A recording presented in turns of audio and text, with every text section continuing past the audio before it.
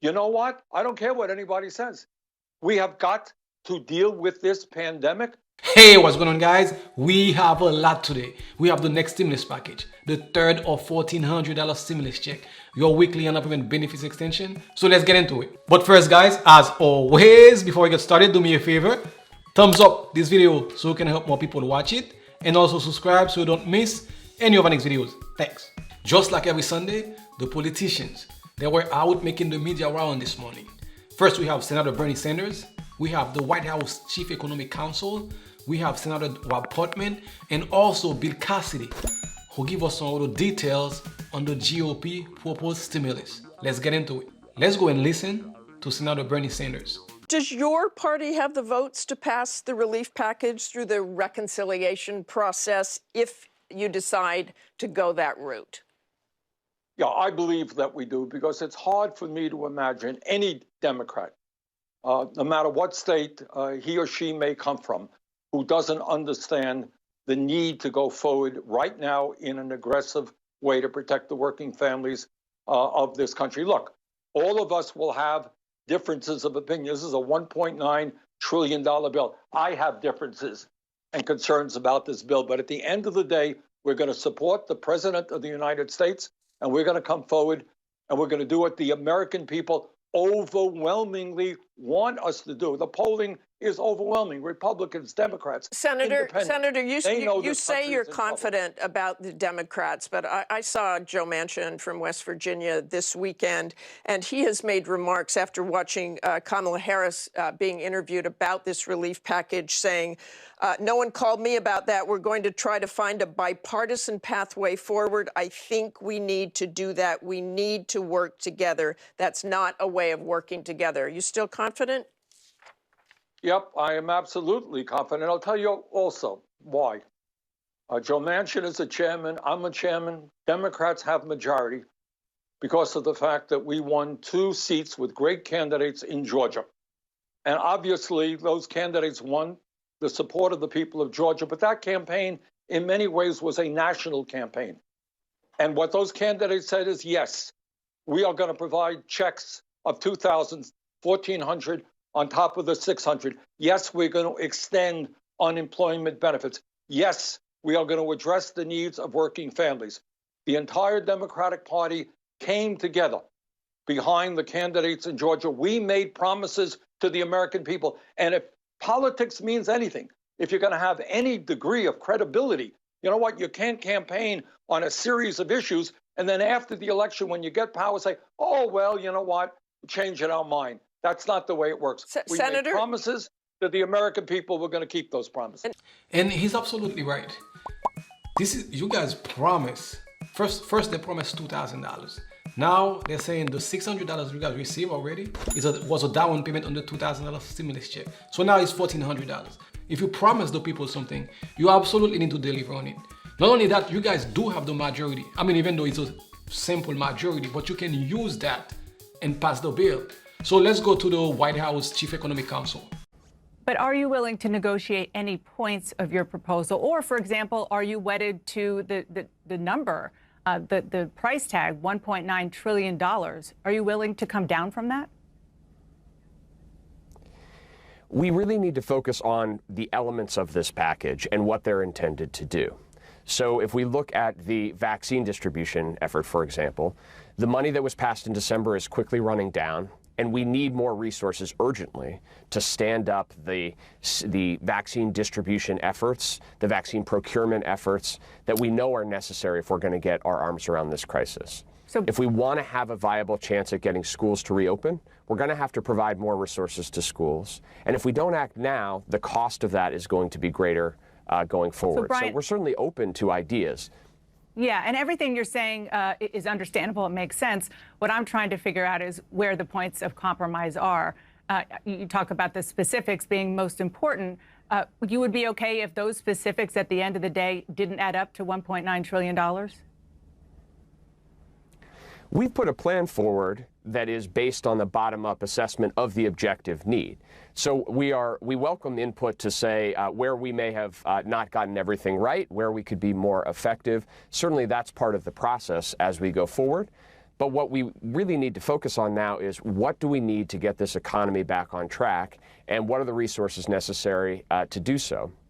And I would note that while there has been focus on this cost, increasingly over the course of the week, we have seen study after study show what the cost is if we don't act. 4 million jobs lost, significantly less GDP growth this year, children who will be set back for their lifetime if we can't get them back into school.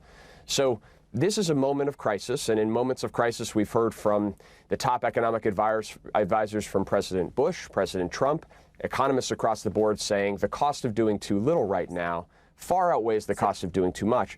That's the theory behind the president's plan. And just so you know, we just got some of the details from the GOP proposal. Let's go and listen to Portman, and I'll go over them. And also remember, Portman is one of the senators. We had some of the crazy, wild proposals over the summer. I think what these guys want to do, they want to do the same thing we went through over the last 8 months. And this new administration, I don't think they're going to stand for it. That's why they're pushing forward, even though if they have to pass this bill with just the simple majority. So, Senator, I have the letter here. It does lay out general ideas, some specifics, but not a lot. Can you give us a ballpark of how much you're willing to spend in this whole package you're proposing? Well, it'll be less than 1.9 because much of what the administration has laid out has nothing to do with COVID-19. And in fact, some of it is not even responsive to the issues that Mr. Dees raised.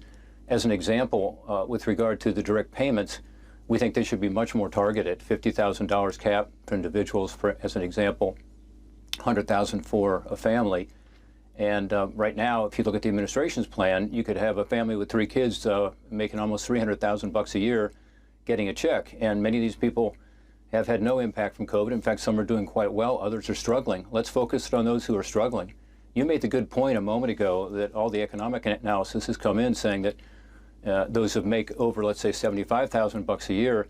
Just so you know, the White House have signaled that they may willing to come down on the income qualification under the first or the second stimulus package. It was $75,000, but if you made over 75 or 150, you still receive a stimulus check. It was reduced by 5% for every $100. We don't know if it's going to be a hard stop just at 75 or 150 for a married couple, but 50,000, we don't know if they're willing to go all the way to 50. Maybe it's just going to be a hard stop at 75 and 150. We'll have to wait and see. Are tending not to spend the money, but rather save it. In other words, it's not being used for the intended purpose. So let's target it. We really want to help those who need it the most. And at a time of unprecedented deficits and debts, and a debt as a percentage of the economy is as high as it's been in our nation's history since World War II, we need to be sure this is targeted. Second, with regard to unemployment insurance, they have a program that takes it until September. We don't know what the economy is going to look like between now and September. Most economists believe next year will be significant growth, over 4% growth. So let's target that a little bit more and make sure that it is tied somewhat to the economic conditions. Okay, so those are 2 examples. You spoke to President Biden on the phone this week. Did you talk about any of this? Well, I had a very nice call from President Biden regarding my decision not to run again in 2 years, and I appreciated that.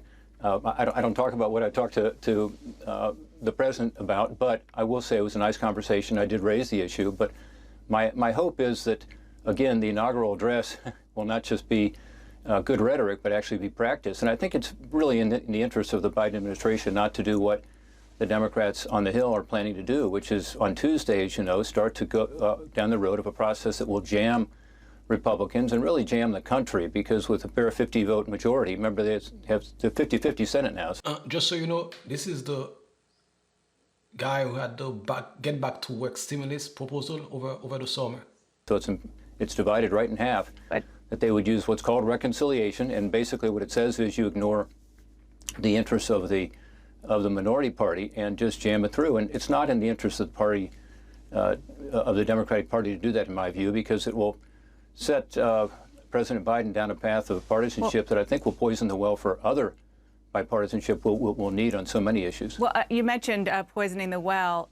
I just have to ask you, because you did support Republican efforts to use reconciliation on a few things, like trying to repeal the Affordable Care Act, passing the Trump tax cuts. So explain why it was okay for Republicans but not Democrats. Good question. Exactly. Under President Trump, the Republicans, they did use the budget reconciliation to pass many bills that requires only 51 votes. So now let's hear what he has to say. Well, reconciliation is a tool that you're able to use. It has to relate directly to the budget. And what the Democrats are talking about doing is, one, using it right off the bat without, trying to come up with a bipartisan compromise as we have on COVID-19. If you can't find bipartisanship on COVID-19, I don't know where you can find it. A $2 trillion tax cut had nothing to do with the budget. Come on, man. Our proposal, as an example, is going to have all of the health care funding that President Biden has in his proposal, all of it. So there's a lot of bipartisanship. But second, reconciliation is not meant for the purposes that they're trying to use it for. They would have to get rid of what's called the Byrd Rule, which keeps it to the budget. In other words, everything has to be directly related to the budget. And so that would change the rules of the Senate. Yeah. So it wouldn't be the old reconciliation, it would be a new reconciliation. They've been very clear about that. Okay. You know how that works. But this is essentially, it's getting rid of the filibuster if you get rid of the Byrd Rule. In my opinion, I think they should try to get as much support from the Republicans as they can. But at the end of the day, if they are not able to get the support that they need, they should go ahead and use those simple majority that they have right now to pass this bill. And this is what Bill Cassidy just told Fox News on the Republican proposal. They want to pass a $600 billion stimulus bill. Remember, the Biden stimulus package is $1.9 trillion. And send you a $1,000 third stimulus check instead of the $1,400. For schools, the Biden proposal is $170 billion. The Republican proposal will be $20 billion. And on vaccine distribution, they will match the $160 billion from the current administration stimulus proposal. I don't see this going anywhere, honestly. And also, the income bracket will be going from $75,000 to $50,000 for any single filer and $100,000 for married couple filing jointly. To that I said, nice try, guys. So this is where we're at. Most of the Democratic lawmakers, they are willing to move forward as soon as this week. The White House, the president, for the first time last week, signaled that if he cannot get the support that he's looking for, he will be on board to pass this bill with a simple majority, 51 votes, which they have.